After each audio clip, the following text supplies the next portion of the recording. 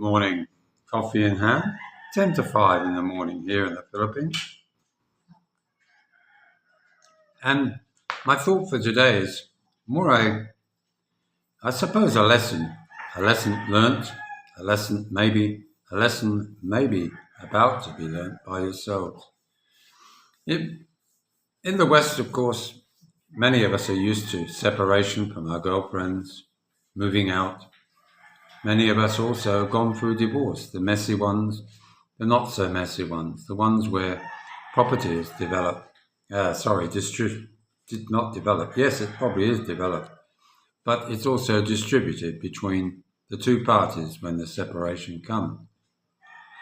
One would always like to think that in the Philippines, that Filipina, that's Philippine women, when they separate, that they have a certain amount of moral fortitude in the sense that they realize that you, as a foreigner, have probably poured in most of your, or certainly a substantial amount of your personal money to build a home. It could be argued that the Filipino, might have put in 20, 30, whatever it is for various things in a project of building a home. But it's certainly not anywhere near the percentage that one would expect. But it's an acknowledgement, nevertheless, and it shouldn't be downplayed by the fact that it's maybe only a small amount to you, but it's a lot for them. Some of them donate their bonuses that they get each year, whatever.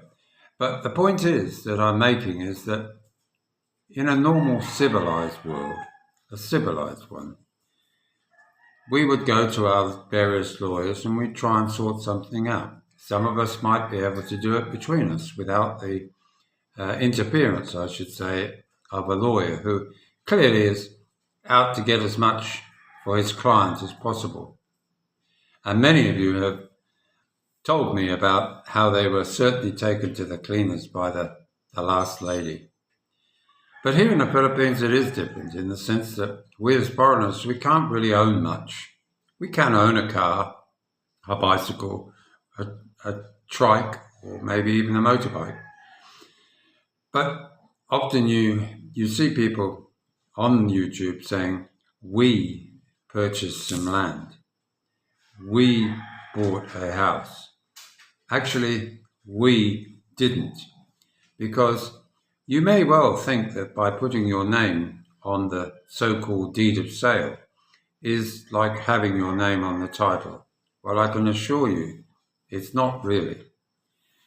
Some might argue that it's a talking point or an arguing point to maybe in a negotiation, but that's about as far as it goes. Some of you have also talked about leasing land from your partner. My understanding, and correct me if I'm wrong, if you're leasing land, it must be somebody not related to you, so it can't really be family of the girlfriend or the girlfriend herself or your fiance.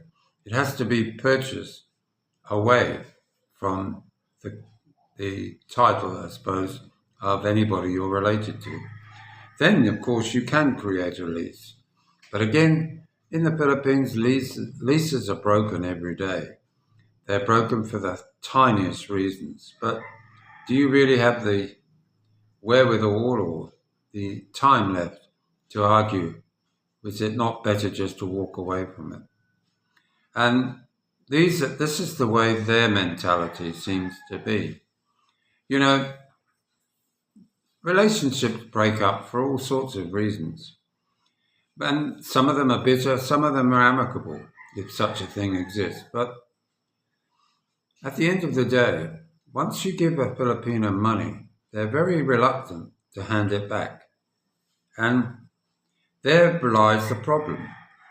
You know, you can get land to build a home on. In our case, we bought the piece of land from one of Jane's relatives. And therefore, there's a sentimental connection to the land.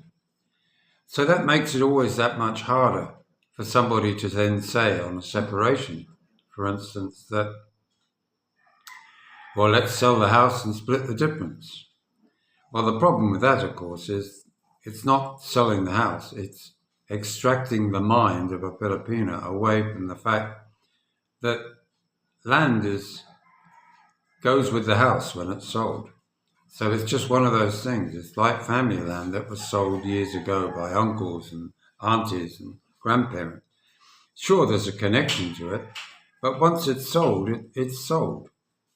And there's always a chance that you can buy other bits of land that are related to your family. And it just gets used as a roadblock. It gets used as a means to an end. And that is, they can, when they're in a good mood, they might say, oh yes, let's sell the property. Then I'll be able to give you back what you've spent. Never the profit, but what you've spent. Okay, fair enough. I agree with that. But of course, if it then comes down to a more heated discussion, and it becomes a situation where, well, that was my brother's land, or that was my grandmother's land, or that was my uncle's land, and I'm connected to it. I would never sell that land. Well, of course, then you have a problem. Yes, you can go to Ruffy Talfa, or whatever his name is, the guy, and put all of it out on social media, as many of you do. And the problem with that is that you still can't get blood out of a stone. Yes, the court, if you want to go to court, the court may order you, both parties, to agree to sell the property. But of course that takes time, it takes money, and it takes energy that many of us don't have at this point in our lives. So there comes a point where my philosophy has always been that I've lost 3 houses in my life, or 3 properties, I should say. When I say lost them, I've left them behind. I've unburdened myself, mortgage-free, no problem. Because the reality is that, is life that important that you need to fight to the death to preserve the money that you think you deserve from the relationship, the money you put in, the money you've invested? I say no, because in my case, my children benefited from each of those homes left behind. They, in some cases, are still living in them, and, or should I say their mother is. And it was much easier on the soul, on the mind, and on the emotions to walk away and just start again. Now, some might also say that at 76 going on 77, it's a bit harder to just walk away. I wouldn't do that, John, they'd say, and they're probably right. But the point is, do I want to spend the rest of my life, what I have left, arguing with someone who's so determined to make my life a misery? Well, the answer to that is no. And therefore, they laugh all the way to the bank. But then what happens sometimes is you get a situation where common sense occasionally trickles in. And you might say, oh, well, let's just do an agreement saying that if I die before you, John, Norman, whatever your name is called, let's make sure that the house goes to, say, my children. Well, of course it would. Why would I take it away? After all, wasn't it built in a way as a legacy? In other words, you know what legacy means? It means when you're dead, you leave something behind, something to help. But of course, Filipinos see legacy as, it's a gift. Oh, you're going to build me a gift? Not quite. I have to be here for the period of my life for it to become a legacy. Because normally speaking, even in Filipino language, Filipinos get separated every day, and properties get separated as well. And Filipino need to remember that these things happen every day in their own country with their own people. And to argue that, oh, well, you're just a foreigner, you don't have any rights, it's my land, my house, is a bit naive, to say the least. But one would always hope that saving face, trying not to embarrass the rest of the family with your dirty linen in public, like has happened in this case. I noticed that all the videos showing her new life have been taken down.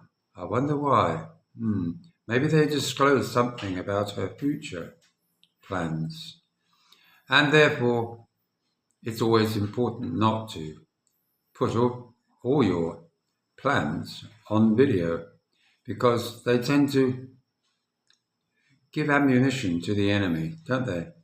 So, guys, one is always hopeful that common sense, which is hard to find these days, but also loyalty to the reality that we don't all have to be greedy, we don't all have to be nasty, and we certainly need to stay a little bit more moral. Maybe moral in the reality that you, as a young Filipina, it's not okay to rip off a person in the senior citizen level, even as old as I am. And I'm not the oldest that I've found being ripped off by Filipinos who are just too greedy for their own liking. It's okay to acknowledge that somebody has come from overseas and help them, lift them up socially and economically. But if in the end it fails, the relationship takes two in a relationship. So it's not all one way. So they also need to realize, Filipinas, you Filipina out there and you Filipinas need to realize that it's not right and it's certainly not moral to relieve foreigners of all their assets. After all, they've worked a lifetime before you came along to put that money together that has given you the chance of a new start in life, one at a different level than maybe you had actually ahead of you anticipated. So it's food for thought for all. And I do hope that some of you are able to learn from bad decisions, not necessarily mistakes, but bad decisions. Might have been my bad decision, it could have been hers. Who is to blame in a relationship breakdown? There is no right and there is no wrong, but what there is fairness in the world that we live in. But will we find it here in the Philippines? My feeling is probably not. Because why? Greed always wins in the end. Food for thought.